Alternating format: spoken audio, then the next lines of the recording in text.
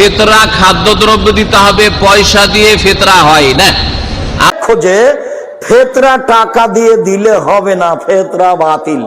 খাবার দিয়ে দিতে বলেছেন বিষ্ণু ইসলাম। 4টা খাবারের কথা পাওয়া যায়, খেজুর দিয়ে, জব দিয়ে, বার্লি দিয়ে, কিশমিশ দিয়ে। ফিতরা খাদ্যের হিসেবেই হবে, অর্থাৎ। আসসালামু আলাইকুম প্রিয় দর্শক বন্ধুরা, আশা করি আল্লাহর রহমতে আপনারা সবাই ভালো আছেন। পবিত্র রমজান মাসের সদকাতুল ফিতরা একটি অত্যন্ত গুরুত্বপূর্ণ বিষয়, আর এই গুরুত্বপূর্ণ বিষয় নিয়েই আলেমদের মধ্যে দুটি মত প্রচলিত। একদল আলেম বলছেন সদকাতুল ফিতরা টাকা দিয়ে আদায় হবে না, আর একদল আলেম বলেছেন সদকাতুল ফিতরা টাকা দিয়েই আদায় হয়ে যাবে। এই নিয়ে আমরা সাধারণ মানুষ একটি ফিতনায় জড়িয়ে পড়ি যে কোন আলেম ঠিক বলছেন আর কোন আলেম ভুল বলছেন। আসুন বন্ধুরা, এই ভিডিও থেকে এর চূড়ান্ত সমাধান নিয়ে যাব ইনশাআল্লাহ। তার আগে ভিডিওটি ধৈর্য সহকারে সবাই দেখুন, আর এই চ্যানেলে নতুন হলে অবশ্যই সাবস্ক্রাইব করুন। ভিডিওর শুরুতেই আমরা শুনে নেব কিছু আলেমের বক্তব্য।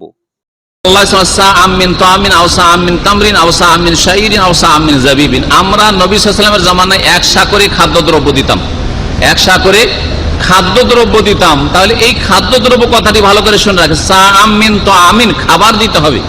খাবার ছাড়া অন্য কিছু দিলে চলবে না, খাবার ছাড়া অন্য কিছু দিলে চলবে না। সৌদি আরবের সমস্ত হাইয়াতু কেবারের ওলামা, যে বড় ওলামা রয়েছেন, তারা সবাই একমত যে ফিতরা খাদ্যদ্রব্য দিতে হবে, পয়সা দিয়ে ফিতরা হয় না।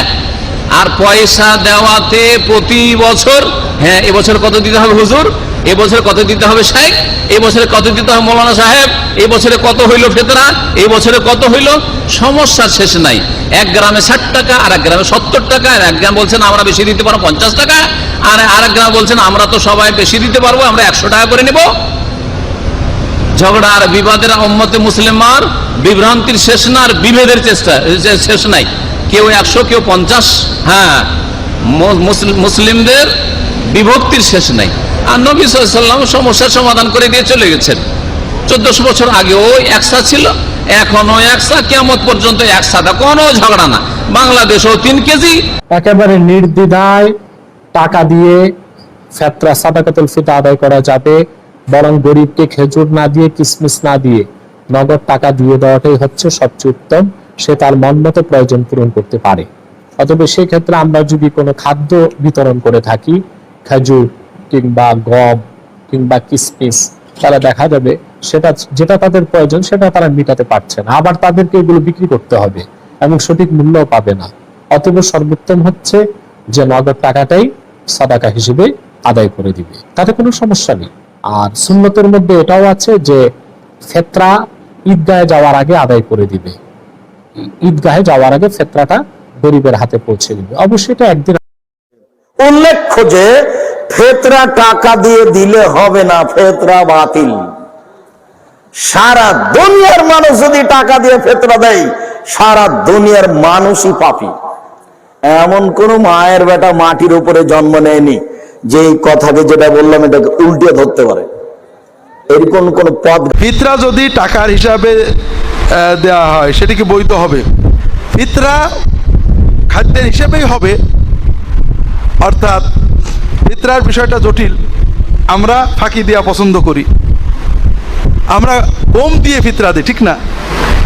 আছে ফিতরা 5টা খাদ্য আছে: পনির, জব, কিসমিস, খেজুর, গম। পনির, জব, কিসমিস, খেজুর এই 4টে হলে দিতে হবে 1 সা, 3 কেজি 300 গ্রাম। আর গম হলে অর্ধ সা, আদি সা। প্রিয় মুসলিম ভাই ও বোনেরা, অনেকে জানতে চেয়েছেন সাদাকাতুল ফিতর হিসেবে টাকা দেওয়া জায়েজ হবে কিনা। সেই ভাইদের প্রশ্নের উত্তরে বলবো, যদি লোকজনের চাহিদার অনুকূলে হয় তাহলে সাদকাতুল ফিতর হিসেবে টাকা দেওয়াও জায়েজ হবে। এই মর্মে বহু সংখ্যক দলিল মওজুদ রয়েছে। প্রথমে আপনারা একখানা হাদিস শরীফ লক্ষ্য করুন, যেটা উল্লেখ রয়েছে জগৎ বিখ্যাত সহিহুল বুখারীর 1448 নং হাদিসের পূর্বে বাবুল আরদি ফি যাকাত। সেই বাবের মধ্যে ইমাম বুখারী রাহমাতুল্লাহ আলাইহি উল্লেখ করেছেন, এছাড়াও ইমাম বাইহাকি রহমাতুল্লাহ আলাইহি তদীয় সুনানুল কুবরা এর 7372 নং হাদিসের মধ্যে উল্লেখ করেছেন। স্ক্রিনে আপনারা সম্পূর্ণ হাদিসটুকু লক্ষ্য করুন। وقال طاووس قال معاذ رضي الله تعالى عنه لأهل يمان ائتوني بعرض ثياب خميس أو لبيس في الصداقة مكان الشعير والذرة أهوان عليكم وخير لأصحاب النبي صلى الله عليه وسلم بالمدينة। অর্থাৎ হযরতে মুআজ ইবনে জাবাল রাদিয়াল্লাহু তাআলা আনহু ইয়ামানবাসীকে বলতেছেন, তোমরা জব ও ভুট্টার পরিবর্তে আমার কাছে চাদর ও পরিধেয় বস্ত্রগুলি সদকা হিসেবে নিয়ে আসো, এতে করে তোমাদের জন্য সহজ হবে এবং মদিনায় রাসূল পাক সাল্লাল্লাহু আলাইহি ওয়াসাল্লামের সাহাবীদের জন্য উত্তম হবে। প্রিয় দর্শক শ্রোতা, এই হাদিসের মধ্যে বিখ্যাত সাহাবী হযরতে মুআজ ইবনে জাবাল রাদিয়াল্লাহু আনহু সদকা হিসেবে জব ও ভুট্টার পরিবর্তে তিনি পরিধেয় চাদর ও বস্ত্রকে আনার পারমিশন দিয়েছেন। শুধু তাই নয়, এ বিষয়ে আরেকটি হাদিস আপনারা লক্ষ্য করুন, যেটা ইমাম বুখারী ও মুসলিমের উস্তাদ ইমাম আবু বকর ইবনে আবি শাইবা রাহমাতুল্লাহ আলাইহি তদীয় মুসান্নাফের মধ্যে 10371 নং হাদিসের মধ্যে উল্লেখ করেছেন। স্ক্রিন আপনারা সম্পূর্ণ হাদিসটুকু লক্ষ্য করুন। عن زهير قال سمعت أبا إسحاق يقول أدركتهم وهم يعطون في صدقات رمضان الدراهم بقيمة الطعام। অর্থাৎ প্রখ্যাত তাবেঈ হযরত আবু ইসহাক রাহমাতুল্লাহ আলাইহি বলেন, আমি রাসূল করিম সাল্লাল্লাহু আলাইহি ওয়াসাল্লামের সাহাবীদেরকে দেখেছি, তিনারা মাহে রমাদানে সাদকাতুল ফিতর হিসেবে খাদ্য দ্রব্যের পরিবর্তে দিরহাম গ্রহণ করেছেন। সুবহানাল্লাহ।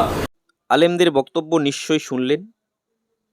যেখানে ফেতরা নিয়ে স্পষ্ট হাদিসে টাকা দেওয়ার কথা বর্ণিত আছে, সেখানে একদল আলেম দু একটা হাদিস উল্লেখ করে সাধারণ মানুষকে বলে ফেতরা শুধু খাদ্য দ্রব্য দিয়েই দিতে হবে, টাকা দিলে গুনাহ হবে।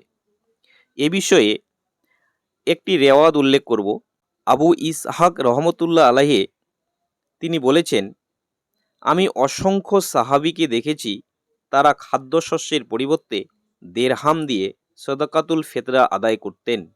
আর এই বিষয়ে এক সবচেয়ে গুরুত্বপূর্ণ বিষয় হলো, এই রেওয়াতকে ইমাম বুখারী রহমতুল্লাহ আলাইহি বলেছেন যে তিনি এই বিষয়ে একমত। এখন বন্ধুরা দেখুন, যেখানে ইমাম বুখারী রহমতুল্লাহ আলাইহি এই বিষয়ে একমত পোষণ করেছেন যে সদকাতুল ফিতরা খাদ্যদ্রব্যের পরিবর্তে টাকা দিয়ে আদায় হয়ে যাবে, সেখানে এখনকার যুগের কিছু আলেম তারা বলছেন খাদ্যদ্রব্য ছাড়া টাকা দিয়ে ফিতরা আদায় করলে বান্দা গুনাহগার হয়ে যাবে। এই কথা শুনে এখনকার সাধারণ মানুষরা তারা বিভ্রান্তির মধ্যে রয়েছেন। এখন দেখুন বন্ধুরা, আপনারাই সিদ্ধান্ত নেবেন যে কোনটা ঠিক এবং কোনটা ভুল। যেহেতু পবিত্র রমজান মাসে সদকাতুল ফিতরা একটি গুরুত্বপূর্ণ বিষয়, তাই আপনাদেরকে অত্যন্ত গুরুত্ব সহকারে এর গ্রহণযোগ্যতা গ্রহণ করতে হবে। তাই আপনারা নিশ্চয়ই বুঝতে পারছেন যে এরা এই সমস্ত আলেমরা যারা ইসলামে বিভ্রান্ত সৃষ্টি করছে, এদের কথায় আপনারা পা বাড়াবেন না, আপনাদের সঠিক পথে চলার চেষ্টা করবেন। ভিডিওটি ভালো লাগলে অবশ্যই লাইক ও কমেন্ট করতে ভুলবেন না। আপনারা সকলেই ভালো থাকুন। আসসালামু আলাইকুম ওয়া রাহমাতুল্লাহি ওয়া বারাকাতুহু।